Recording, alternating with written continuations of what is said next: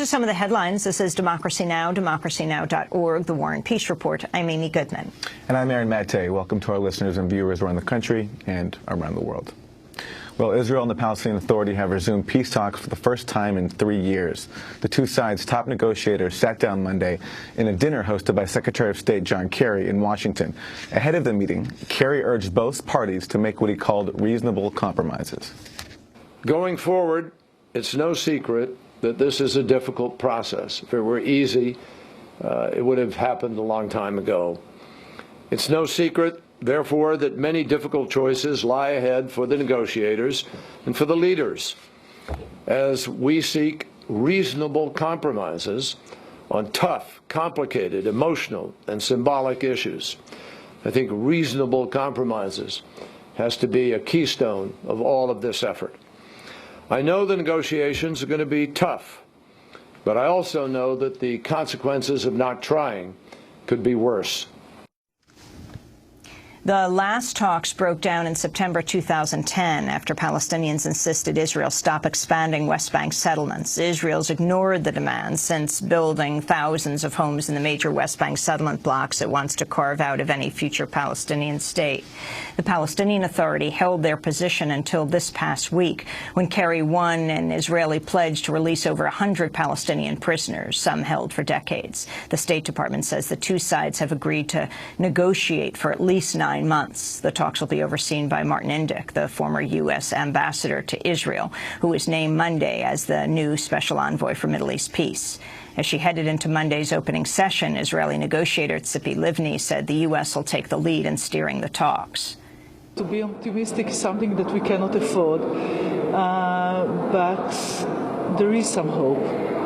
And I hope that when in Israel they would see the first meeting, they would understand that we shouldn't give up hope, and it is reachable, and we need to do it because it is an Israeli interest. The understanding with the United States is that in order to succeed, we would not share the public what's going to happen in the negotiations room, and Secretary Kerry is the only one that can speak on behalf of all of us. So I'm not going to enter this discussion publicly. We're going to discuss it in the negotiations room.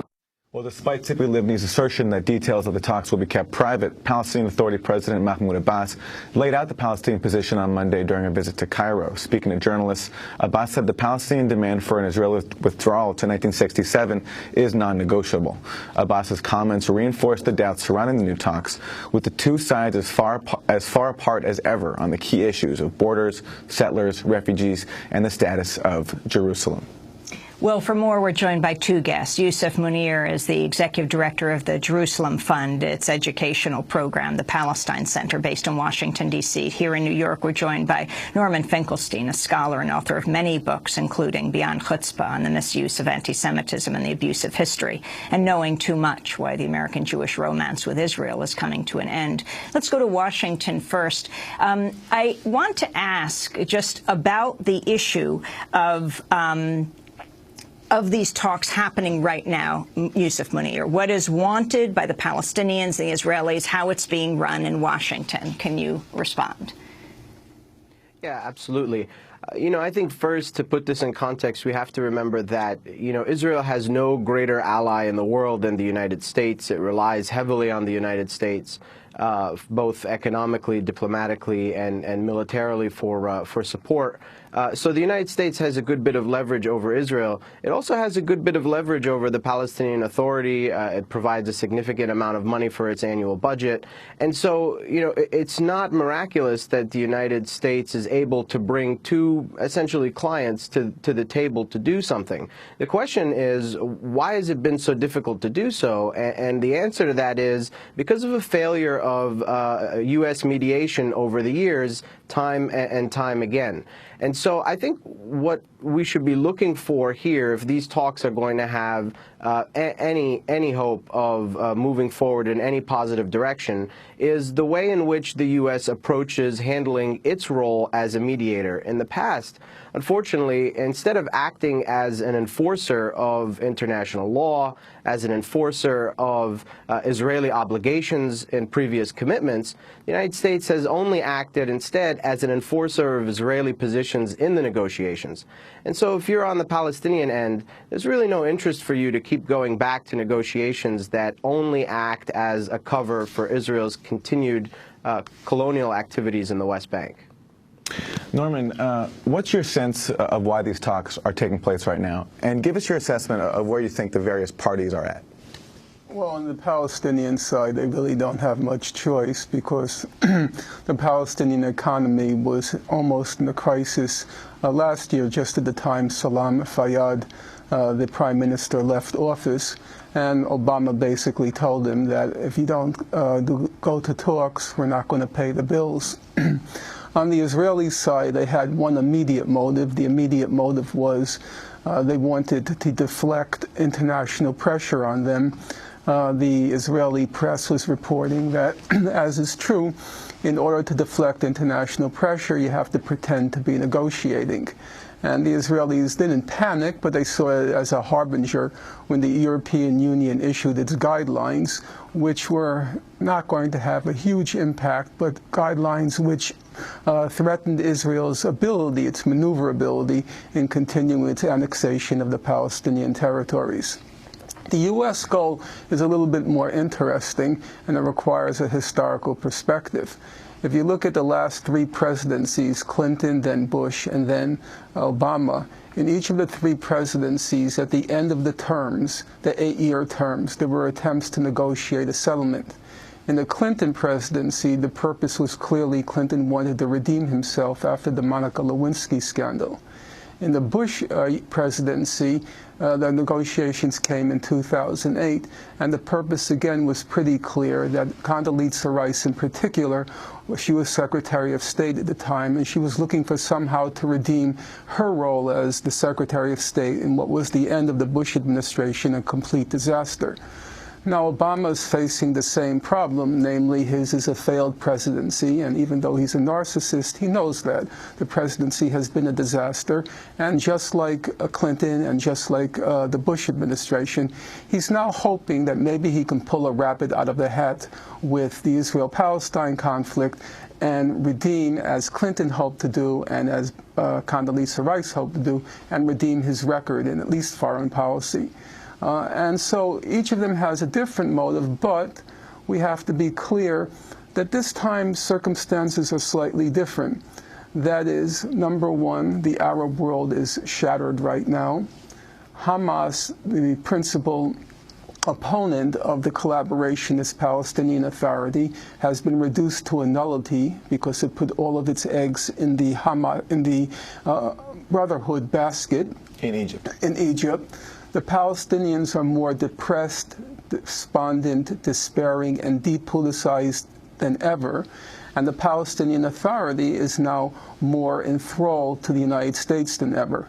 And so there is a hope, there is a possibility that this time they may be able to push through the Israeli terms of settlement. And the Israeli terms of settlement are very clear. Israel has said it over and over again. We're building a wall.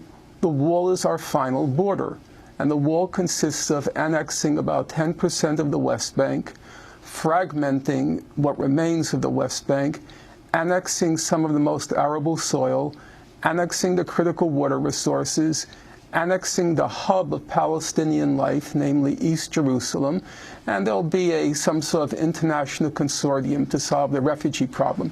There is a possibility that they can ram it through this time. Speaking to Israeli Army radio last year, the new U.S. envoy, Martin Indyk, expressed doubts that Israel-Palestinian talks could yield a peace deal. In the clip, he refers to Mahmoud Abbas as Abu Mazen. I'm not particularly optimistic because I think that the heart of the matter is that the maximum concessions that this government of Israel would be prepared to make fall far short of the minimum requirements that Abu Mazen will insist on. So it may be possible to keep the talks going, which is a good thing, but I find it very hard to believe that they will reach an agreement. Yousef Moner, can you talk about who Martin Indyk is, the former U.S. ambassador to Israel leading these talks, and also to Norman Finkelstein talking about the depoliticization and despondency of the Palestinians? Sure, and let me just say about that Martin Indyk quote, which I think is so interesting. If you mention it's from last year, you know, he's talking then about a right-wing Israeli government which has since become even more right-wing and even more beholden to the interests of religious nationalist settler parties that are now in the current Israeli government. So I think the Israeli government's positions, the minimum that they're willing to give, the maximum that they're willing to give has shrunk even more under this this current Israeli government. You know, Martin Indyk, I think the question about him, it's not really about him as an individual, but really about what he represents when it comes to American mediation of these negotiations. Look, Martin Indyk is someone who very clearly has a pro-Israel background, pro-Israel advocacy and work on his resume. It's very clear what his positions have been in the past and who he's associated himself with. But I think the interesting thing is you could never imagine the United States appointing someone in that position as a special envoy to the negotiations who has the exact same resume but from a Palestinian end.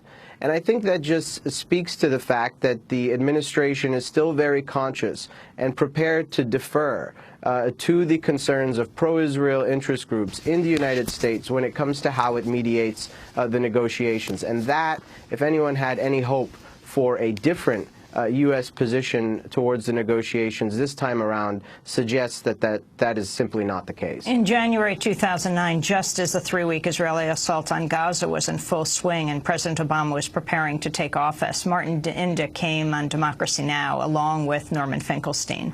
At the time, Indyk had come out with the book Innocent Abroad, an intimate account of American peace diplomacy in the Middle East, based on his time as former U.S. ambassador to Israel during the Clinton administration. In the debate with Martin Indyk on the main obstacle to peace, Norman Finkelstein argued it was the U.S. and Israeli refusal to recognize basic Palestinian rights. When Norman Finkelstein said Palestinians had made all the major concessions on the key issues, Indyk refused to directly respond. The important point is, on all those questions, the Palestinians were willing to make concessions. They were willing to allow Israel to keep 60% of the settlements, 80% of the settlers. They were willing to compromise on Jerusalem. They were willing to give up basically on the right of return. They made all the concessions. Israel didn't make any concessions. How is this rendered in Martin Indyk's book? It's rendered as, quote, Barak's bold and courageous initiatives for peace, and Arafat and the PLO rejecting the bold and courageous initiatives of Barak. Constantly, he turns reality on its head. I've tried to account that honestly, and what Norman Finkelstein has done is simply distort my argument and loaded it up with his usual paraphernalia of legal resolutions and so on. Well, but if people want to understand just how difficult it is to make peace, then I hope that they will read for themselves rather than accept his propaganda. During Martin Indyk's debate on Democracy Now! With Norman Finkelstein, I asked Indyk for his advice to President Obama on how to conduct future Middle East peace talks. Indyk said the U.S. needs to be mindful of cultural differences with the Arab world. The American role is indispensable, but we need to be wiser, we need to be more flexible, we need to understand that there are huge differences between us and them, and we need to pay a lot more attention to their culture and their values and their politics, rather than assume that they are like us. I know that's a very general proposition, but from that can come the getting of wisdom when it comes to the details of peacemaking. Yousef Moner of the Palestine Center, can you respond? The single greatest failure of U.S. mediation has been the inability to put pressure on the Israelis. People often say, well, you know, you need to pressure both sides. The reality is the United States already supports a brutal Israeli military occupation of Palestinian territory. The Palestinians are under enough pressure to begin with, so much so that even the concept of a two-state solution requires a Palestinian concession of about 80% of Palestine. That's tremendous to begin with. But it's the Israelis, not the Palestinians, that are building settlements on Palestinian territory. So if you're going to get a territorial compromise in some way, it's Israeli behavior that needs to change to get a border drawn, for instance, and to get a agreement on Jerusalem, and to get an agreement on refugees, if we're talking about a two-state framework. But Israel is in a position of power, and instead of using its leverage to change Israeli behavior, the United States has only emboldened Israel in the negotiations, allowing it always to demand a maximum and never allowing the Palestinians to get what is the minimum required by international law for a just solution to this dispute. Norman, so in your debate with Indyk that we just played, you made this point that Yousef just said, that Palestinians have made the bulk of the concessions. So given that, what are your expectations for how this process is going to go? Well, the Israeli position, backed by the United States, is very clear. If you look at the maps that were presented in Taba, the last stage of the Camp David negotiations in 2001, and you look at the route of the wall now, in 2001, Israel was asking for about 9.2% of the West Bank. And the route of the wall will absorb about 9.5% of the West Bank. If you look at the end of Indyk's book, he outlines what he thinks should be the solution. So what's the solution according to Indyk? He says we should take the route of the wall. Israel will get Jerusalem, named East Jerusalem, the urban center. The Palestinians will get what they call the suburbs. The refugee question, Palestinians will get the right of return to the Palestinian quote-unquote homeland. And the solution will leave Palestinians with nothing. That's not hyperbole. One tries to be reasonable, and I think the Palestinian side in negotiations did try to be reasonable.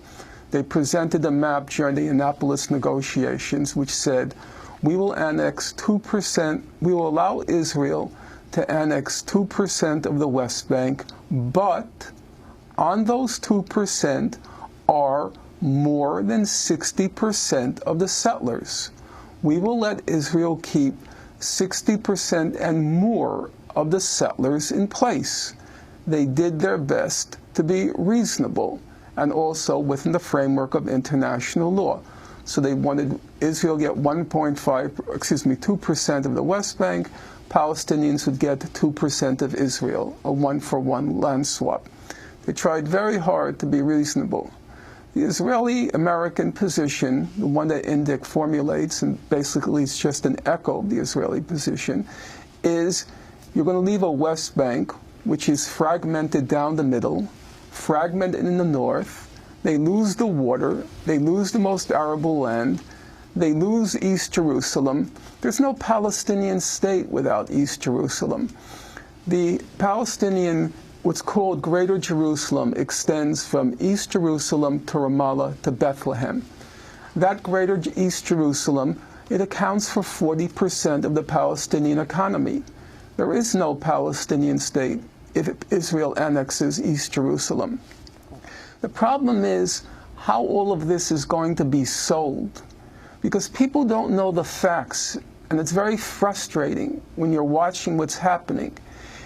Israel claims it wants all of the West Bank. That's what it formally claims. That's its theatrical position. And then it's going to say we're making gut-wrenching concessions. We're going to give up 90%. All we want is 10%. And it's going to cast the Palestinians as being so unreasonable. Look at the gut-wrenching concessions that Israel is making. And in fact, I think it probably is going to sell. I talked to a very close Palestinian friend. She's a professor. And I said to her, Israel really only wants 10% for an obvious reason. They don't want the Arabs.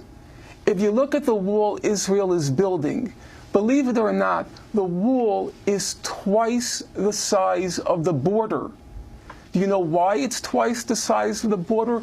Because it winds and winds. It takes this sinuous route to keep the land in and the Arabs out.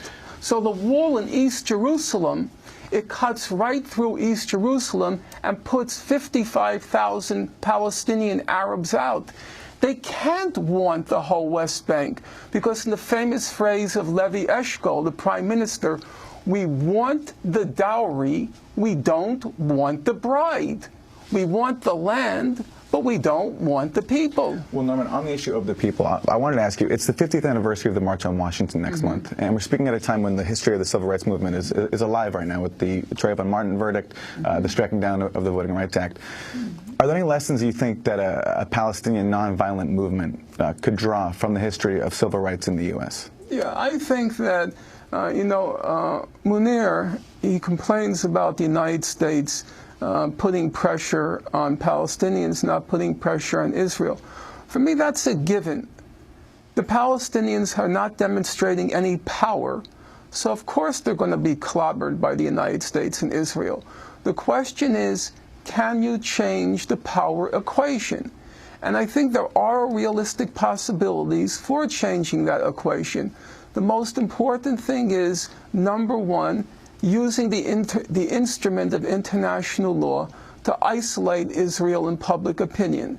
And number two, you need massive Palestinian civil disobedience with, unfortunately, the force and repression that Israel unleashes to galvanize international opinion.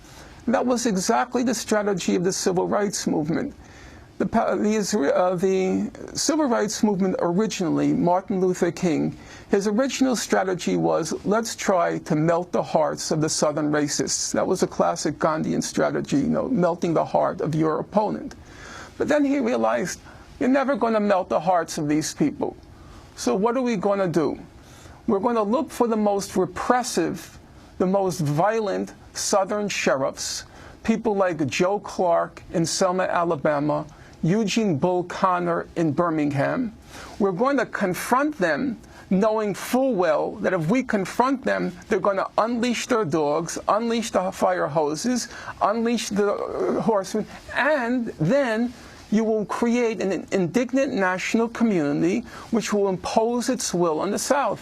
And that strategy, to me, is workable among the Palestinians. If they don't use that strategy, I think it's hopeless. Yousef Moner, your final comment.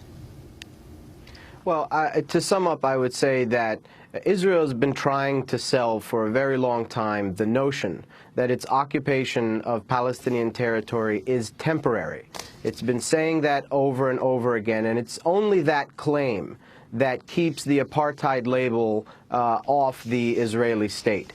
All of its actions, however, including up until last week when they announced plans to build a massive railway network throughout the entirety of the West Bank, say that its occupation is anything but temporary, and it is in fact permanent.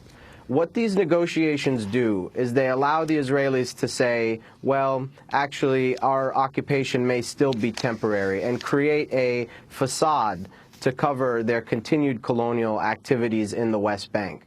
Once these negotiations fail, and I believe ultimately they will, that facade will fall. And once again, we will be looking at, the international community will be looking at what is essentially an apartheid system. And the continued isolation of Israel will grow. And more states around the world will move towards punitive policies to get Israel to change its behavior, knowing full well that Washington will not be able to deliver any sort of agreement. Yousef Moner, I want to thank you for being with us, Executive Director of the Jerusalem Fund and its educational program, the Palestine Center, and Norman Finkelstein, author and scholar. His most recent books, Knowing Too Much, Why the American-Jewish Romance with Israel is Coming to an End. Another of his books, What Gandhi Says About Nonviolence, Resistance, and Courage.